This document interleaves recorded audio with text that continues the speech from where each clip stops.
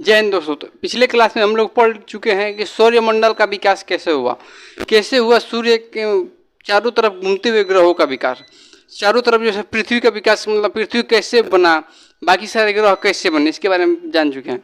अब देखते हैं हम लोग सूर्य के बारे में पढ़ते हैं। सूर्य के बारे में तो सूर्य होता है गोल, सूर्य होता है गोल, सूर्य एक आग का गोला है, सूर्य गोल होता है। तो जब हम गोल में से इतना एरिया काट के निकालेंगे इसको तो बड़ा में ये आ जाएगा, ठीक। तब इतना एरिया काट के हम इसके बारे में पढ़ते हैं। तो ये जो एरिया है इसको कहते हैं कोर, इसको कहते हैं रेडियो एक्टिव जोन।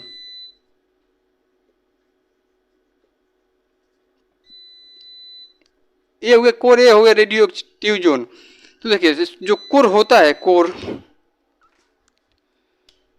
कोर में इसमें जो है संलयन होता है हाइड्रोजन का हीलियम में, हाइड्रोजन का हीलियम में संलयन होता है।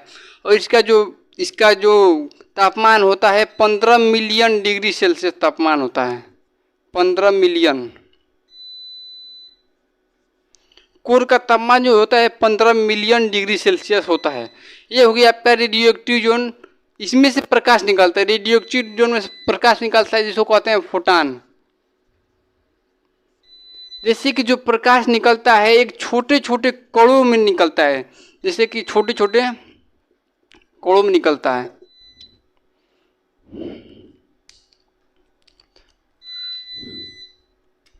और ये हो गया कनेक्टिव जोन।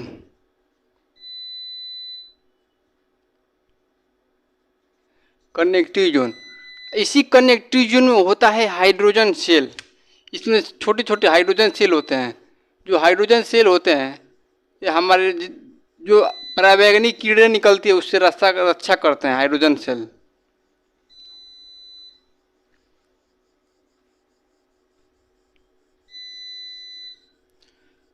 जो कनेक्टिव जोन होता है, कनेक्टिव जोन, इसमें होता है हाइड्रोजन सेल।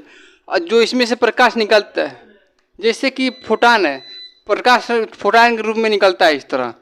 जैसे ही हाइड्रोजन सेल में जाता है प्रकाश, हाइड्रोजन सेल उसमें से जो हानिकारक किरणें होती है, रेज होती है, उसको छान देता है।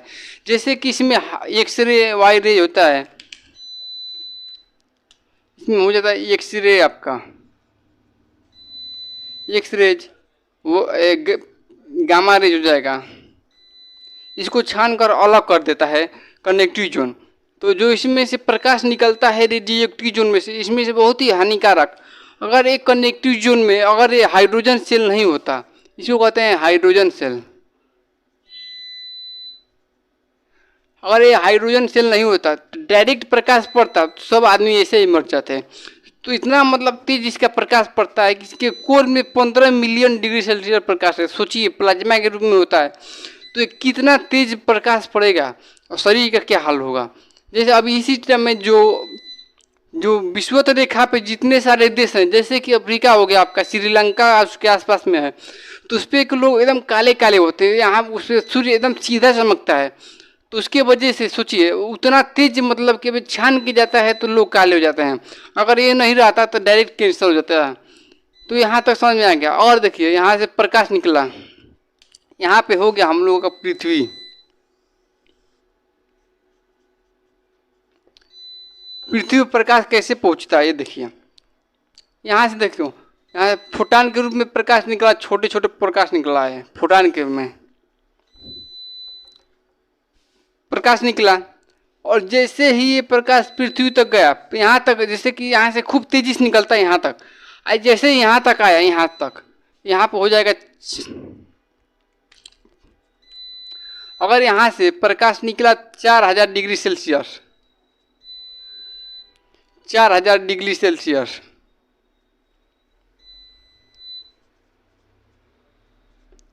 अगर प्रकाश निकला यहाँ से 4000 डिग्री सेल्सियस, तो प्रकाश अर्थ के गुरुत्वाकर्षण में नहीं आ पाएगा, अर्थ के गुरुत्वाकर्षण में नहीं आ पाएगा। और प्रकाश यहाँ तक आके 4000 डिग्री सेल्सियस में आके यहाँ से, और यहाँ से लौट जाएगा, फिर वापस लौट जाएगा। लेकिन अगर प्रकाश फोटॉन के रूप में निकला और ये निकला 7000 डिग्री सेल्सियस, 7000 डिग्री सेल्सियस के रूप, और जैसे ही यहाँ पे पृथ्वी के गुरुत्वाकर्षण में आएगा, पृथ्वी के गुरुत्वाकर्षण में, तो सबसे पहले जो अर्थ के एटमॉस्फेयर होता है, वायुमंडल, इसमें वायुमंडल जो है बहुत ही रक्षा करता है। अगर वायुमंडल नहीं होता पृथ्वी पे तो डायरेक्ट कीड़े जाता पृथ्वी पे और सारे लोग ऐसे ही मर जाते गर्मी में जल के। अब जैसे ये आएगा तो यहाँ पे वायुमंडल है, पृथ्वी जो है घूम रही है, और जैसे यहाँ पे आएगा तो यहाँ पृथ्वी की चारों तरफ फैल जाएगा, इस तरह हो जाएगा। इस तरह आया 4000 डिग्री सेल्सियस में, ये दोनों तरफ गया। जैसे ये ऊपर की तरफ गया तो इसको कहते हैं ऑरोरा बोरियोलिस्ट, और इसको कहते हैं ऑरोरा ऑस्ट्रियोलिस्ट। ये हो गया ऑरोरा बोरियोलिस्ट।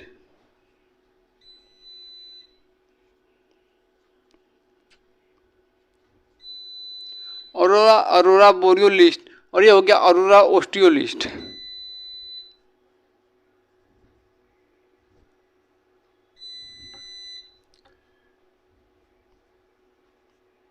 ऑरोरा ऑस्ट्रियोलिस्ट, ऑरोरा बोरियोलिस्ट और ऑरोरा, अगर मतलब कि प्रकाश पृथ्वी के ऊपर से मतलब ऊपर से चला गया तो हो गया ऑरोरा।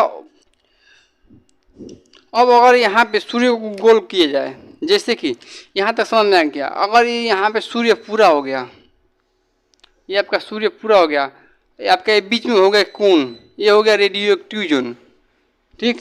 तो यहाँ पे आपका यहाँ पे प्रकाश का जो है लेयर होता है,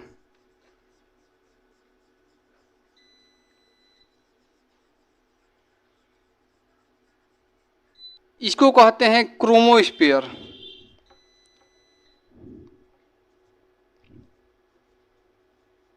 क्रोमोस्फीयर, जो क्रोमोस्फीयर होता है ये 32,000 डिग्री, मतलब कि 32,000 डिग्री सेल्सियस इसका ताप होता है। सूर्य का जो सबसे ऊपरी हिस्सा होगा ये क्रोमोस्फीयर, इसका 32,000 डिग्री जो है तापमान होता है। लेकिन सूर्य से ये तो हो गया क्रोमोस्फीयर, और एक होता है फोटोस्फीयर, जैसे कि जो सूर्य का प्रकाश आता है इस तरह इसी को कहते हैं फोटोस्फीयर।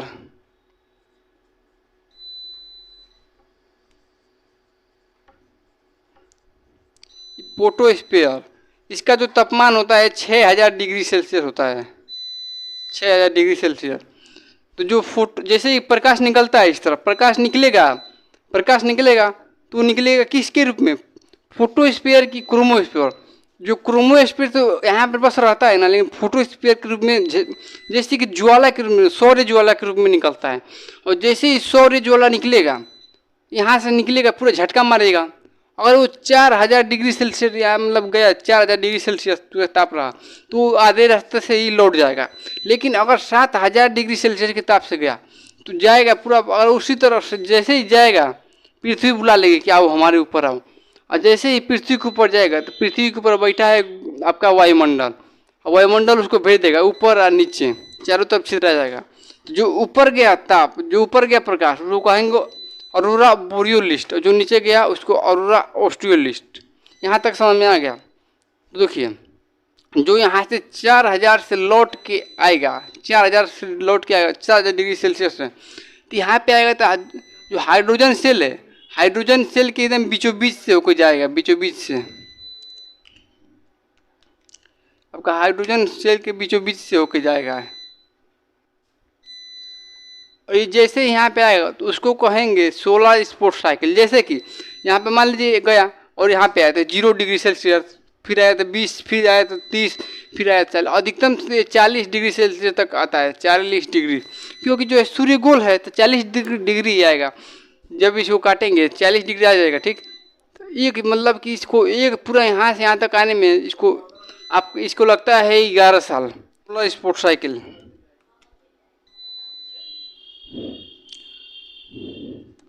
सोलर स्पोर्ट साइकिल ये होता है आपका 11 साल में। 2024 है, 2024 में 24वां सोलर स्पोर्ट साइकिल होगा। 2024 में 24वां सोलर स्पोर्ट साइकिल जो है, जैसे कि 2011 साल पर होता है, ठीक। तो 2013 में 23वां सोलर स्पोर्ट जो साइकिल हुआ था, और 2024 में 24वां होगा। फिर 2035, 11 साल के बाद 2035 में जो है आपका हो जाएगा 25वां सोलर स्पोर्ट साइकिल। और जैसे ही हो जाएगा आपका 11 साल, तो अगर 100 साल है, 100 साल मतलब कि 100 साल में कितना 11 साल जोड़ देंगे, आपका गुणा करेंगे तो आपका हो जाएगा 1100, जिसको सोलर इवेंट कहते हैं। मतलब कि अगर 100 साल ये चक्कर लगा दे तो मतलब 11 साल का एक सोलर इवेंट 11 साल का होता है, और 100 सोलर इवेंट जो है 1100 साल में पूरा होगा, तो इसको एक कहते हैं एक सोलर इवेंट। तो सोलर इवेंट कितने साल पे होता है, एग्जाम में आया था एक सोलर इवेंट कितने साल का होता है, तो सोलर इवेंट जो है 1100 साल का होता है। तो आपको यहाँ तक समझ में आ गया कि सूर्य जो है, सूर्य के अंदर क्या है और किस प्रकार से सूर्य जो है प्रकाश देता है। जब सूर्य का प्रकाश निकलता है वो फोटान के रूप में निकलता है, छोटे छोटे कण होते हैं। और सूर्य जो है, सूर्य मतलब क्या होता है, क्रोमोस्फीयर क्या होता है, फोटोस्फीयर, जिसको प्रकाश मंडल कहते हैं और वर्णमंडल। तो यहाँ तक समझ में आ गया। अब हम लोग देखते हैं कि जो सूर्य है, सूर्य के पास जो आपका वायुमंडल, सूर्य के पास जो है आपका जितने सारे सूर्य के आसपास में ग्रह हैं तो उसको कहेंगे सौर्यमंडल। तो सौर्यमंडल के जितने सारे ग्रह हैं उसके बारे में पढ़ेंगे। तो आई होप दोस्तों कि आप लोग कितना सब समझ में आ गया होगा। अब हम नेक्स्ट क्लास में मिलते हैं।